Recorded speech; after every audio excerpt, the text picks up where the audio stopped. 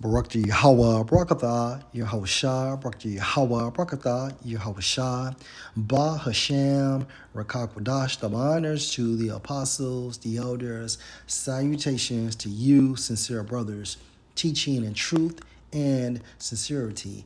Lesson will be entitled Defining True Happiness. I repeat, Defining True Happiness. Lord will, you are edified. Video was inspired by the TikTok platform Ghetto News Reporter. Zero happiness doesn't exist for a man, and he's absolutely right. Video will be used for fair use. Where's that happy space? Have you found that space? Or are you on a search to that space? I mean, it don't exist. Don't say that. It don't exist. I guess. And it does exist, just not in this kingdom. I mean, it's a space of content. You know where It's more than being content, according to the Etimon. you can be cool, but I mean, I don't even understand how. I mean, but that's just me. I guess stuff that didn't happen in my life. I don't believe there's a such thing as a happiness, especially not for no man. Like it's Not an Israelite man, not an Israelite woman. not no happiness. Wow. Like in my experience, I've never. Enough of that. So let's go to the Etimon for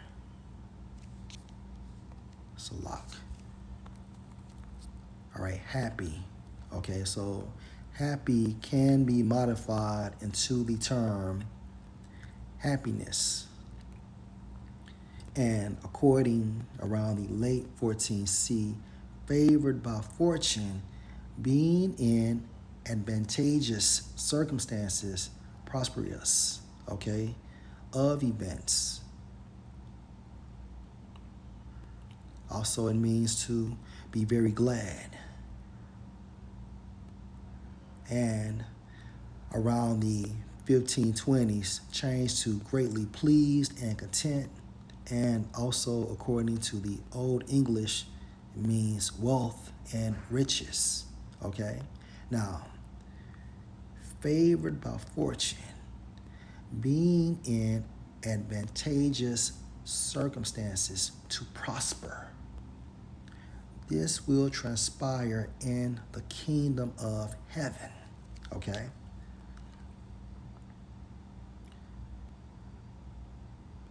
Let's go to Deuteronomy 28:1. And it shall come to pass, if you shall listen diligently unto the voice of Yahweh your power, to observe and to do all his commandments which I command you this day, that the Lord power, or let me say it like this, that Yahweh your power will set you on high above all nations of the earth. This will be exercised in the kingdom of heaven. Okay, verse 2. And all these blessings shall come on you and overtake you if you shall listen unto Yahweh. Salakia, let me read that again. And all these blessings shall come on you and overtake you if you shall listen unto the voice of Yahweh your power. This will transpire in the kingdom of heaven because of the full activation of the new covenant. Hebrews 8:7.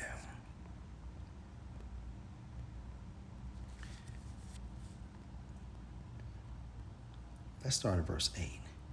For finding fault with them, us, he said, behold, the days come, saith the Lord, when I will make a new covenant with the house of Israel and with the house of Judah, not according to the covenant that I made with their fathers in the day when I took them by the hand to lead them out of the land of Egypt, because they continue not in my covenant, and I regarded them not, saith the Lord. For this is the covenant that I will make with the house of Israel after those days, saith the Lord. I will put my laws into their mind and write them in their minds, okay, or in their hearts. And I will be to them a power, and they shall be to me a people, and they shall not teach every man his neighbor and every man his brother, saying, Know the Lord, for all shall know me, from the least to the greatest. Right? So we will be changed. And because of this change, this great change, guess what? Because of this great change, right? Let's go back to Deuteronomy. Slakia. 28 and verse 1. And it shall come to pass in the kingdom of heaven, you shall listen diligently unto the voice of Yahweh your power, to observe and to do all his commandments which I command you this day, that Yahweh your power will set you on high above all nations of the earth forever. And all these blessings shall come on you and overtake you, if you shall listen unto the voice of Yahweh your power. See, true happiness for us is in the kingdom of heaven. Okay, let's go to the book of Malachi. Malachi 4 and 2. But unto you that fear my name, starting with the 144,000, right, the elect, shall the Son of Righteous, another title for Yahushua, arise with healing in his wings. The elect receiving salvation and receiving new bodies, and by default spiritually implanted not to sin. And if you don't sin, you never die. Okay? And you shall go forth and grow up as calves of the stall. Now remember,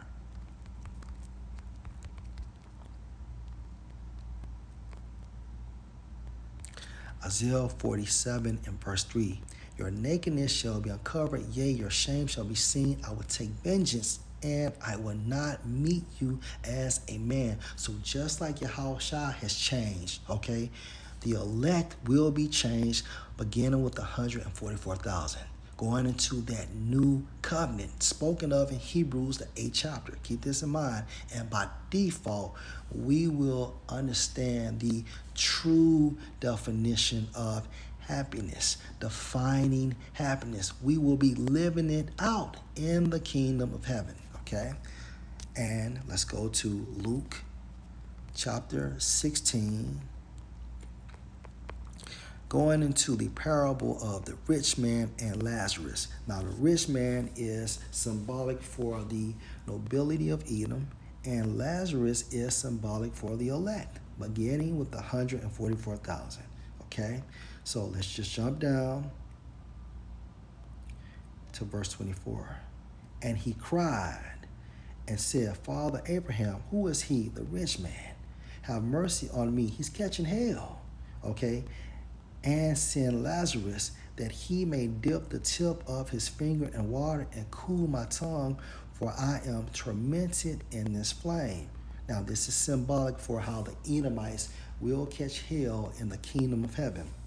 Verse 25, but Abraham said, Son, remember that you and your but Abraham said, Son, remember that you in your lifetime received your good things in your kingdom, and likewise Lazarus evil things. See, we don't know the true definition of happiness, okay? Having good fortune, okay? But now he is comfort and you are tormented. See, in our heaven, we will fully be happy. We will experience happiness in its truest form, okay? We will have good fortune. All right, we will be favored. All right, we will have advantageous circumstances. We will prosper. We will turn out well. Okay, we will be more than pleased and more than content. We will have wealth and riches, all these definitions. Okay, defining happiness.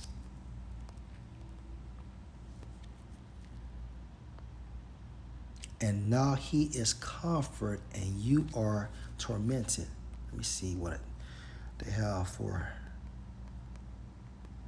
comfort.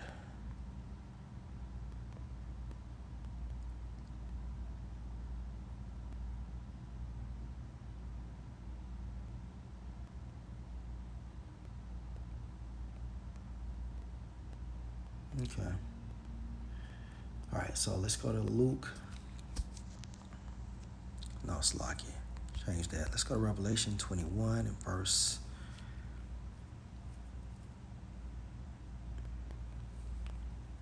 1. And I saw a new heaven and a new earth going into the kingdom of Israel, or the kingdom of Yahushua. For the first heaven and the first earth were passed away. Talking about the destruction of Esau's rulership. And there was no more sea. Right. All these other nations will abide by the rules and regulations of the scriptures. Verse 2. And I, John, saw the holy city, New Jerusalem, coming down from the Most High out of heaven, prepared as a bride adorned for her husband. So what goes up must go down. See, the elect will be saved, okay, utilizing that fathership, okay, and then at the appointed time, the elect will come back down on earth, okay, saved from what? The second death, or the second coming of Yahushua. Verse 3. And I heard a great voice out of heaven saying, Behold, the tabernacle of the Most High is with men, Israelite men, okay, beginning with the 144,000. And he will dwell with them, and they shall be his people, and the Most High himself shall be with them and be their power. This further proves what? That the new covenant will be fully activated in the kingdom, okay? Verse 4, and the Most High shall wipe away all tears. When you investigate, wipe away in the Greek, it goes into pardon sin. Okay? Remember, Yahushua is bringing what? Healing in his wings. Okay? And so from that point on, once we're changed, Lord will the elect, right? We will know the true meaning of happiness. Okay, and the Most High shall wipe away all tears from their eyes, and there shall be no more death, neither sorrow nor crying, neither shall there be any more pain, for the former things are passed away. Right, the former things going to Esau's rulership, which was hell for Israelite men, women, boys, and girls. Okay, and also where proved that was the parable of Lazarus. So let's go into a very important component, which is the Comforter. John 14. And we are truly blessed because we have something zero doesn't have. And Lord will, the Comforter remains. And this is Yahushua speaking. But the Comforter, which is the Holy Spirit, whom the Father will send in my name. So that shows you that Nate doesn't have the Comforter. He shall teach you all things and bring all things to your remembrance, whatsoever I have said unto you. Okay? Peace I leave with you because of this Comforter. My peace I will give unto you via the Comforter. Not as the world gives, give I unto you. Let not your mind be troubled, neither let it be afraid. Is that the one? Okay. Yeah, that's good.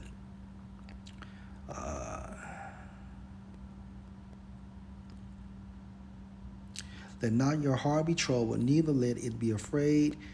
You have heard how I said unto you, I go away and come again unto you. If you love me, you would rejoice because I said, I go unto the Father, for my Father is greater than I. And now I have told you before it come to pass, that when it come to pass, you might believe. But this is the point, right? Yahushua left us the Comforter, right? And how do you define the comforter according to the Greek? Strong's G 3875. Parakletos. Parakletos. So, in the widest sense, it's a helper, a succorer, an aider, or an assistant. Okay? So, via the comforter, we understand what true happiness is. We understand that we have a continuing city to come. We are beyond content. Okay? But when it comes to Esau's rulership, yeah, we're content. As long as we have our daily bread, nothing else matters. Okay, we have the Holy Spirit, we have food, we have shelter, all right, we have water, we have clothes, we have a vehicle that can go to and fro. So we're blessed. And for brothers that are, you know, let me say it like this: for brothers that don't have some of these things, right? You have the brotherhood to assist you with these things. If a brother doesn't have a car, then pick him up or take those products that he needs to him. If the brother's short on bread, give him bread, all right? If the brother needs some water, wine, or juice, help the brother out, so on and so forth. So we have each other, right? And it's the mechanism of the Holy Spirit that connects us, all right? So also of the Holy Spirit destined to take the place of Mashiach in the Spirit with the apostles after his ascension to the Father to lead them to a deeper knowledge of the gospel truth and give them divine strength and needed to enable them to undergo trials and persecutions on behalf of the divine kingdom. So if Yahweh Shai did not ascend to the Most High, we never would have received the Holy Spirit. And we need the Holy Spirit to attain a deeper knowledge of this gospel. And the same mechanism assists us in undergoing trials, persecutions, or what the fuck ever for the divine kingdom. Okay? So we have all we need. Okay? All praises to Yahweh, Bahashem, Yahweh Shai, defining the term happiness, which we will have more than enough in the kingdom of heaven. Shalom.